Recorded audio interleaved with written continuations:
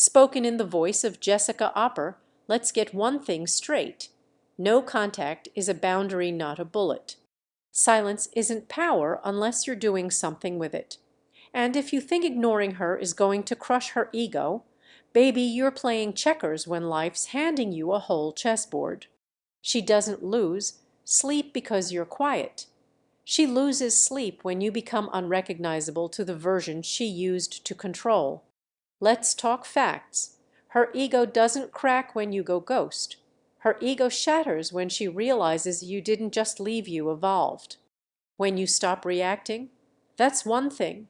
But when your life stops revolving around her shadow, now that's a spiritual knockout. You want to crush her ego. Don't just disappear, rebuild. Don't just stop calling, start becoming. Don't just block her, bless yourself with discipline so unshakable she has to watch from the sidelines as you bloom into everything she underestimated. Because here's the thing, she doesn't fear being ignored. She fears being irrelevant to someone who used to orbit her like a planet. And the moment your life starts moving without her permission, she feels it even in silence. This isn't about revenge. This is about rebirth. You want to sting her? Don't throw shade. Grow so loud she can't deny it. Level up in the areas she overlooked.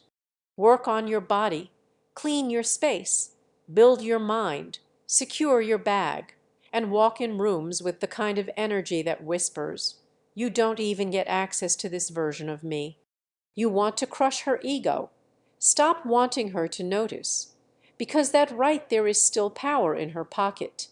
She lost the second you stopped proving and started evolving. So go no contact, sure, but if you stop there, you're just quiet. Crush her ego by becoming the plot twist she never saw coming.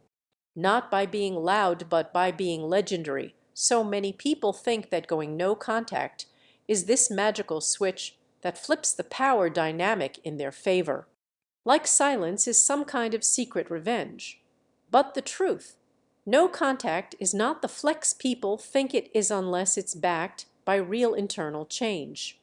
Going silent doesn't mean you're winning. It just means you've paused the chaos. You've stepped back from the noise, but that doesn't mean you've taken control. Because if deep down you're still obsessing, still checking, still wondering if she's noticed your absence, you're not out. You're just quiet. No contact is a start. It's the doorway, but a doorway to what? Because if you're not doing anything behind that silence, if you're just sitting in a dark room with your pride and your pain, hoping she's suffering in her ego, then you haven't taken your power back, you've just gone missing.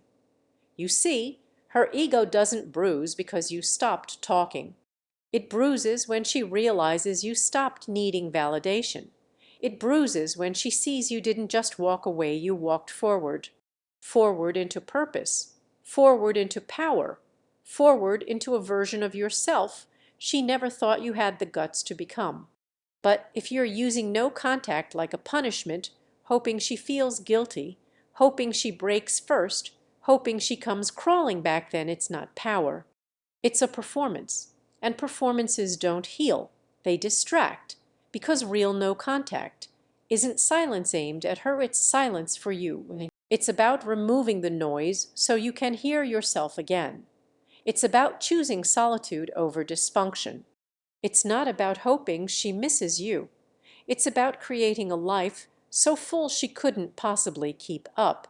But let's be honest, most people don't use no contact to grow. They use it to punish, to sting, to provoke.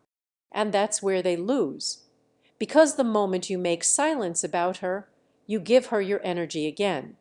Even if you're not speaking, even if you're not texting, you're still giving her your focus, your emotional real estate, your attention, just wearing a different costume. But silence isn't healing if it's driven by ego. And silence isn't power if it's performative. No contact only becomes transformational when it's used as a starting point, a launch pad into something deeper, richer, higher than anything she's ever touched. So don't confuse quiet with control. Don't confuse absence with ascension. No contact without growth is just empty space. And silence alone stops here per request. Without ending, let me know if you'd like the next section. Keynote 2, Crushing Her Ego Requires Evolution, Not Emptiness Expanded in this same voice. Let's make something clear right now. Disappearing isn't the same as evolving. Going quiet doesn't equal growth. And if you think withholding your presence is enough to shake her confidence, you're operating from illusion, not strategy. Her ego won't flinch if all she sees is your absence. Egos aren't crushed by silence, they are crushed by transformation, by undeniable, unapologetic elevation. You want to sting her, then become someone her ego no longer knows how to handle. Because here's the uncomfortable truth. She doesn't fear your withdrawal, she fears your evolution. She doesn't panic when you leave, she panics when you upgrade. When your mindset shifts, when your presence sharpens, when your energy no longer bends to the memory of her validation, when she looks at your life and no longer sees a version of herself in it. But most people don't do that. They confuse stillness for strength. They go no contact, and then they sit, stagnant, watching, wondering, waiting, still scrolling her page, still romanticizing the past, still fantasizing about a moment where she might regret everything. That's not evolution, that's emotional purgatory. You're not moving forward, you're stuck in neutral, dressing it up as healing. True ego death doesn't come from your absence, it comes from your progress. It comes when she realizes you've outgrown the role she cast you in. It comes when she senses that everything she thought she knew about you has expired. Not because you told her, not because you showed off, but because she can feel it. In your energy, in your boundaries, in your glow. When the person you used to be no longer exists, that's when her ego starts to crack. Not from loss, but from irrelevance. Not from silence, but from your rebirth. But evolution doesn't come cheap. It costs you your comfort. It costs you the identity you built around her approval. It costs you the false pride of being done with her when in reality you're still emotionally kneeling at her memory. So if you're still checking if she's watching, if you're still hoping to be missed, you haven't evolved. You've just escaped. And escape is temporary. Evolution is permanent. You don't crush her ego by being gone. You crush it by becoming. Stops here as requested, no ending. Would you like the next keynote? Control the narrative by thriving publicly, written in this same elevated tone. Let's strip the illusion. You don't control the story by going silent. You control the story by showing, not telling, that the chapter she exited didn't break you. It built you. Because, let's be real, silence without evidence leaves room for assumptions. And the one thing her ego feeds on more than attention: ambiguity. She wants to believe that you're hurting in the dark, that you're bitter, that you're frozen in time, still orbiting her name in your thoughts while pretending you've moved on. But when you thrive publicly, that illusion collapses. You don't need to say a word, your evolution does the talking. Your peace does the talking. Your discipline, your glow, your results. That's how you control the narrative. Not through words or revenge posts or energy-draining explanations, but through unmistakable presence. Because thriving isn't just about achievement. It's about alignment. It's about becoming so solid, so elevated, so unshakably whole that your existence becomes a contradiction to everything she told herself about you. And she said you were too emotional. Now you're composed and unbothered. She said you'd never grow. Now you're doubling your value in every room you walk into. She said you'd never move on. Now you're outgrowing spaces she once dominated. But understand this: thriving publicly isn't for her. It's not about provoking her. It's not about performing strength, it's about embodying it. It's about stepping into the version of you that doesn't need validation to feel seen.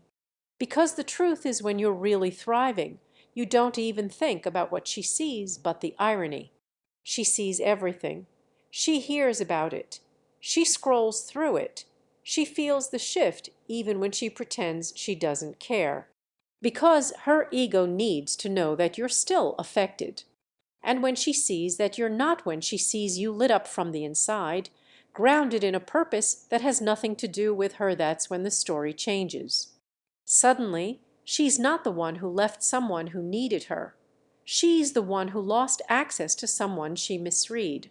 Someone she thought was beneath her, behind her, broken without her. But now the world sees you differently. Now you see you differently. And when you show up in that light-focused, fierce, free, you rewrite the narrative without ever needing to say a single word. Because public silence leaves questions, but public thriving, it answers them all, and the more you rise. Stops here as requested. No ending. Would you like the next keynote? Master detachment, emotionally, mentally, energetically, in this same bold, elevated voice.